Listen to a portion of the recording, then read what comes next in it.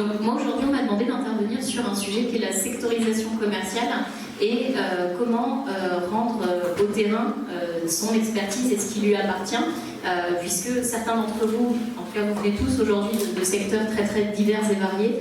La sectorisation et la sectorisation commerciale sont des enjeux aujourd'hui majeurs chez nos clients et sont surtout souvent des leviers de décision sur des outils de cartographie importants. Quand je dis de la sectorisation commerciale, d'ailleurs c'est un petit peu galvaudé entre guillemets, puisqu'on fait aussi de la sectorisation de techniciens. Il y a en plus beaucoup de gens chez vous aujourd'hui qui ont des chauffeurs routiers, qui ont des techniciens, comme j'ai rencontré. Donc il y a aussi tous ces enjeux-là de territoire. Et aujourd'hui, on m'a demandé de faire cette présentation sur une nouvelle solution chez nous, qu'on appelle le Wizard. Alors je ne sais pas si certains d'entre vous sont déjà utilisateurs, mais ils le seront certainement après. De façon à ce qu'on vous montre comment a été créé et comment a été pensé ce nouvel outil de cartographie pour justement ajuster ces territoires avec un outil qui est très simple à prendre en main. Alors, comme Hélène le disait, un joli slide pour me présenter. Donc moi je suis dans l'entreprise depuis 2010, je m'occupe de comptes clés notamment dans l'agriculture, la pharmaceutique, le transport et plein d'autres entreprises de secteurs dont vous êtes présents aujourd'hui. J'anime surtout les séminaires commerciaux chez nous et c'est super intéressant pour moi de pouvoir récupérer les retours des clients, c'est-à-dire de dire voilà, aujourd'hui l'outil c'est super, ça nous permet de faire ci, ça, mais ce qui était intéressant pour moi c'était aussi de dire mais aujourd'hui ça permet pas de faire ça, aujourd'hui on est bloqué sur ça, ou aujourd'hui on n'a pas de solution pour répondre à un besoin qui est de faire une carte en 3 clics parce que la réalité du terrain c'est de ne pas forcément avoir quelqu'un qui va passer sa journée sur un super outil. Et c'est de ce retour utilisateur-là, on a discuté avec Jérôme il y a maintenant 2 ans et demi, en se disant on va essayer de réfléchir nos outils. Notre outil carte et données, c'est un super outil pour des spécialistes qui permet de faire plein de choses, mais on veut aussi adresser le terrain pour faire des cartes simplement, efficacement et en quelques clics, parce que ce sont des gens qui sont riches de plein de choses, mais d'une chose qu'ils n'ont pas, c'est le temps. Trouvez-moi des clients qui ont du temps. Je vous donne plein de cartes de visite. Moi, j'en connais pas aujourd'hui. C'est quelque chose, en tout cas, qui est commun à tout secteur d'activité. Donc, je vais juste refaire un petit point sur qu'est-ce qu'est une bonne sectorisation au départ pour que tout le monde puisse bien comprendre ce qu'on fait dans Cartes et Données. Donc ça, c'est des cartes qu'on vous présente forcément très régulièrement. Pourquoi faire une belle sectorisation, ou en tout cas une sectorisation efficace? Quand je dis belle, c'est pas mettre des belles couleurs, on s'en fiche. C'est en tout cas découper un marché pour l'affecter à soit un point de vente, soit un vendeur, soit à des techniciens, parce qu'on parle aussi d'intervention. On a aussi des gens qui sont des inspecteurs, je pense notamment à l'inspection du travail qui avait fait cette sectorisation dans une région avec Cartes et Données. Là, on ne parle pas de notion commerciale. Pourquoi il faut l'optimiser? Pour avoir une meilleure couverture de son terrain et surtout une meilleure couverture que les petits copains d'en face. Avoir une sectorisation qui est équilibrée, c'est aussi un vecteur de succès pour une équipe commerciale, puisqu'on le sait tous, il n'y a rien de plus frustrant que des commerciaux qui n'ont pas tous les mêmes chances de réussite et qui, quand ils arrivent, ont l'impression qu'ils ont moins de chance que le petit copain qui est assis autour de la table en face. Des portefeuilles équilibrés, c'est aussi pas de conflit en interne et aussi une pérennité de l'équipe, et ça c'est quelque chose de très important qu'il faut en tout cas tenir, et ça permet aussi de pouvoir définir des objectifs qui sont cohérents et atteignables, parce que si on a tous les mêmes chances de réussite, il faut aussi qu'on ait une chance de l'atteindre, cet objectif. Donc tout ça, ça permet, en tout cas nos outils permettent de pouvoir définir ce genre de choses et de le faire de façon cohérente. Et puis, la sectorisation, on sait très bien que c'est quelque chose qui doit vivre dans le temps. C'est pas quelque chose qui, une fois qu'on l'a défini, ça va durer 10 ans, 15 ans, 20 ans. Non, ça peut arriver, mais c'est assez rare. Il faut les refaire, selon des fois la saisonnalité et l'activité du client, selon aussi une absence imprévue.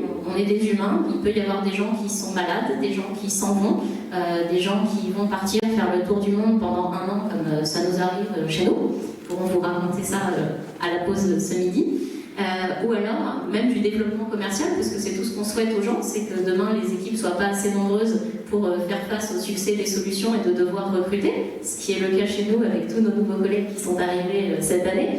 Et également le lancement d'une nouvelle activité. Je prends l'exemple par exemple de mes laboratoires pharmaceutiques.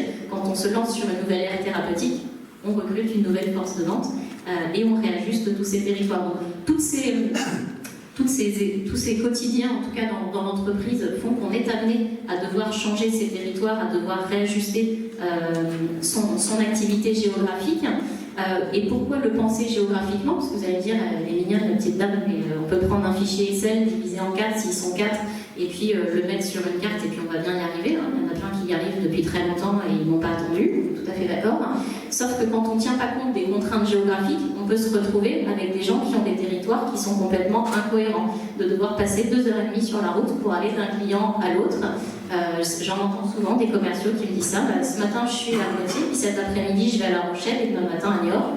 Ok, écoute, j'espère que tu travailles chez Total, parce que l'essence, c'est pas terrible, mais... Et en fait, si on le met pas sur une carte, on le verra pas forcément que le territoire n'est pas cohérent géographiquement, qu'il suit pas les infrastructures routières, qu'il n'a pas de cohérence géographique. Et puis, évidemment, si un secteur est optimisé géographiquement, c'est des nombres de rendez-vous faits en plus. Et ça, même en n'étant pas très bon en maths, c'est-à-dire plus on fait de rendez-vous, plus on a de chance d'y arriver. Enfin, à un moment donné, même le plus nul de la Terre, c'est mathématique. Et moins on passe de temps sur la route, plus on passe en clientèle. Et donc du coup, aujourd'hui, il y a une solution qui existe depuis très longtemps sur carte et données, qui est le module sectorisation que vous voyez sur le GIF animé à côté. C'est-à-dire qu'on va avoir la possibilité d'avoir la vision géographique globale, on va faire glisser les données d'un territoire à l'autre, et on va pouvoir à la fois voir les sommes de potentiel et le graphe d'équilibrage qui apparaît directement en bas. Mais aujourd'hui, cette solution-là, elle était apportée en fait par carte et données, qui était bien souvent équipée au siège. Alors ça a souvent fonctionné comme ça, c'est-à-dire qu'on a un business analyst, on a quelqu'un à la direction commerciale, le directeur commercial ou son assistante, qui faisait l'ajustement de la sectorisation, qui, une fois que c'était à peu près cohérent, ou en tout cas ça leur convenait, on descendait l'information en région, aux directeurs régionaux, aux responsables d'agence, avec voilà vos nouveaux territoires, la belle carte, les belles données, et puis maintenant, la nouvelle sectorisation, c'est comme ça. Et maintenant, c'est comme ça passe pas très bien généralement.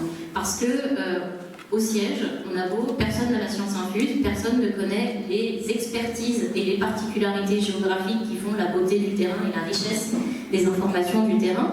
Et on s'était dit, voilà, aujourd'hui on descend de l'information, alors qu'en fait il faudrait rendre à chacun son autonomie nécessaire pour pouvoir prendre en charge les spécificités locales, puisque on l'a tous été. En tout cas, moi j'ai été commerciale dans une ancienne vie chez SFR, en l'occurrence sur la région, et mes chefs avaient été super, ils se sont dit on est deux, en fin de sectorisation géographique, on coupe le département en deux. Ah, ok, super. Et c'est bien connu, les entreprises sont réparties de façon homogène, de chaque côté du département, ça tient la route.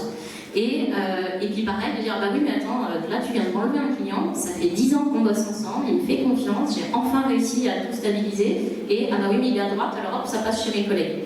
Non. Et donc du coup, il faut pouvoir gérer ces particularités-là.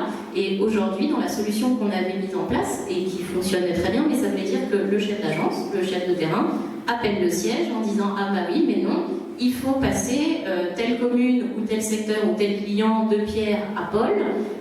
Et alors du coup le siège dit ok, alors attends je passe ça chez Paul, ah bah oui mais il y a trop de potentiel, du coup ça fait trop de potentiel, alors qu'est-ce que je redonne à Pierre, etc. Il faut retrouver quelqu'un dans la boucle qui n'a pas l'expertise du terrain, qui se retrouve juste à faire pour vous les modifications des secteurs, mais il n'y a pas du tout, enfin il n'y a pas vraiment de valeur ajoutée, c'est pas vraiment agile comme méthode.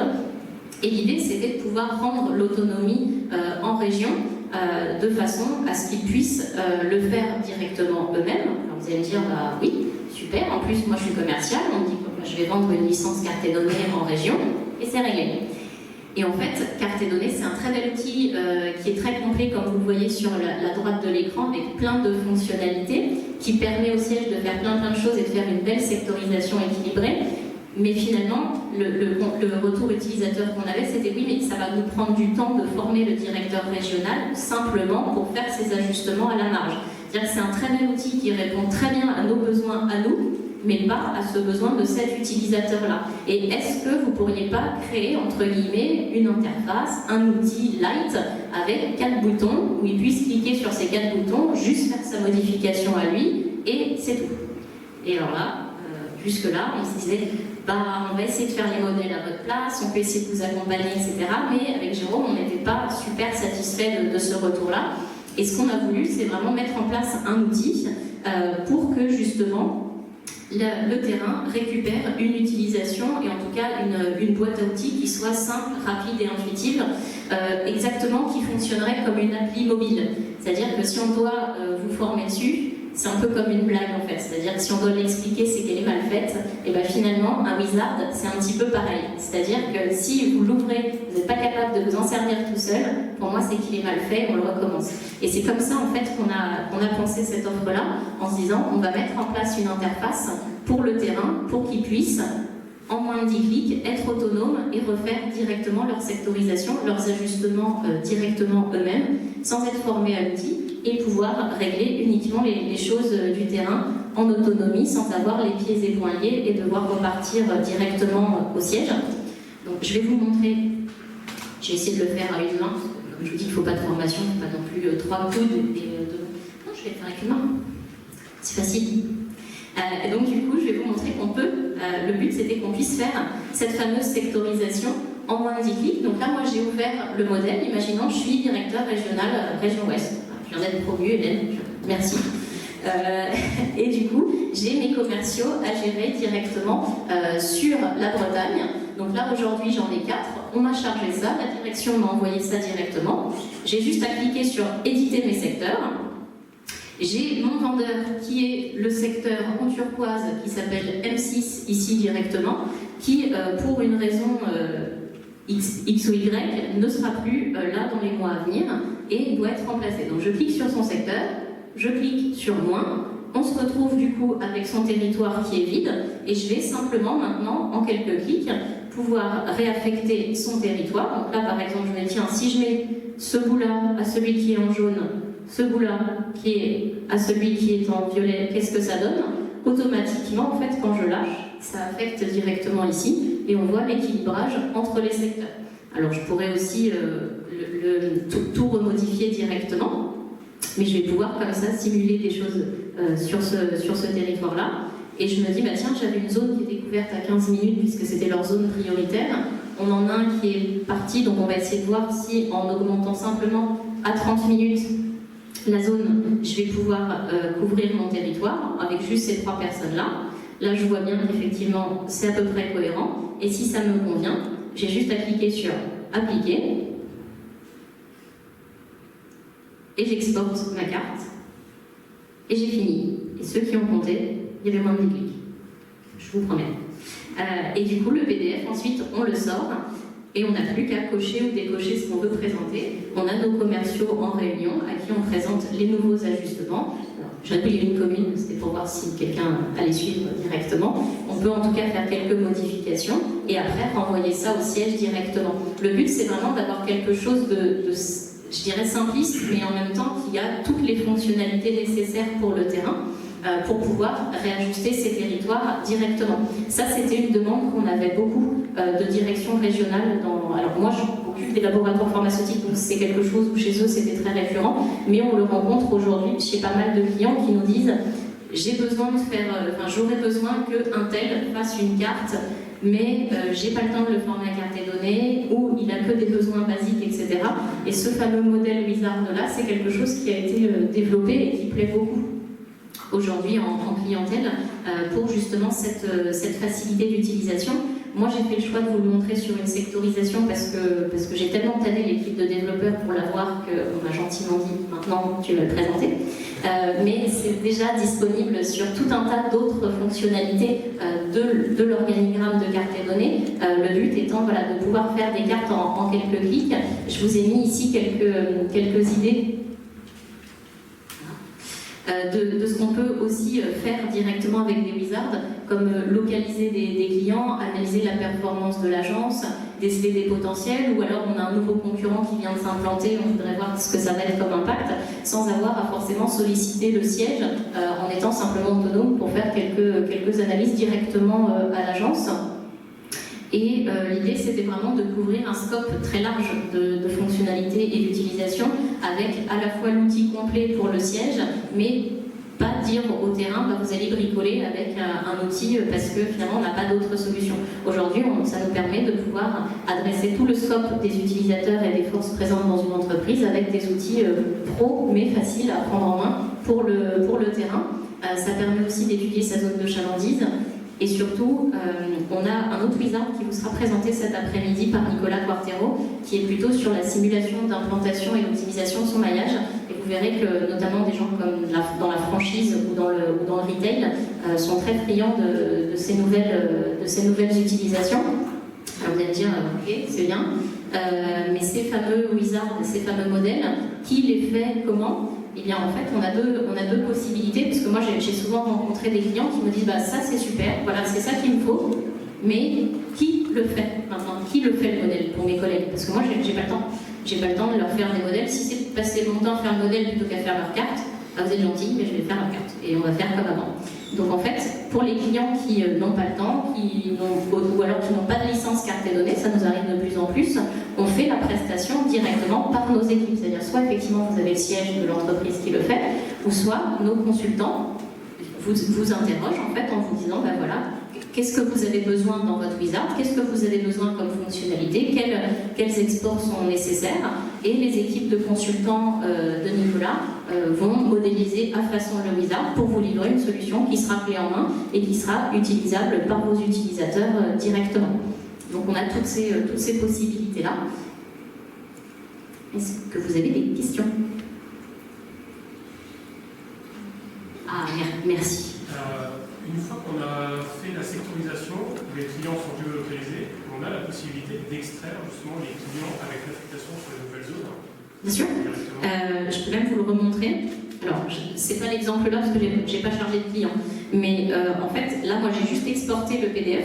Mais on a aussi la possibilité d'exporter un fichier XLS. Si on avait localisé les clients, on pourrait très bien, ça fait partie des fonctionnalités de base, en tout cas du wizard, de dire exporte-moi la liste des points qui sont inclus dans la zone. Oui, complètement. Dans la zone par couleur, on peut même faire un tour qu'on choisit. Ah oui. Là moi j'ai mis un contour noir pour aller vite, mais oui, bien sûr. En fait, il y a toutes les fonctionnalités qu'on a dans carte et données qui sont possibles, qui sont wizardables. Voilà. Qui sont possibles d'intégrer directement dedans. On a même tous les exports, c'est-à-dire de l'image, du PDF, de l'Excel. Juste 2 secondes de micro pour compléter sur vraiment le donc, juste le principe des wizards, vraiment en 2 mots, c'est que l'organigramme de carte et données, c'est un modèle de traitement, c'est un scénario que beaucoup d'entre vous connaissent et utilisent déjà. Simplement, ce scénario, quand on veut permettre à quelqu'un de l'utiliser, de l'exécuter, de le jouer, en modifiant juste 1 ou 2 paramètres, on s'est dit plutôt que de lui apprendre précisément dans quelle icône trouver, quelle petite liste ou case à cocher, etc., eh ben on va permettre à quelqu'un de créer un masque, tout simplement, avec des textes, des séparateurs, des titres d'étapes, etc., et d'aller choisir dans chaque icône juste le petit bloc de fonctionnalité, ou la petite case à cocher, ou la liste de couleurs à changer, et lui mettre dans ce masque.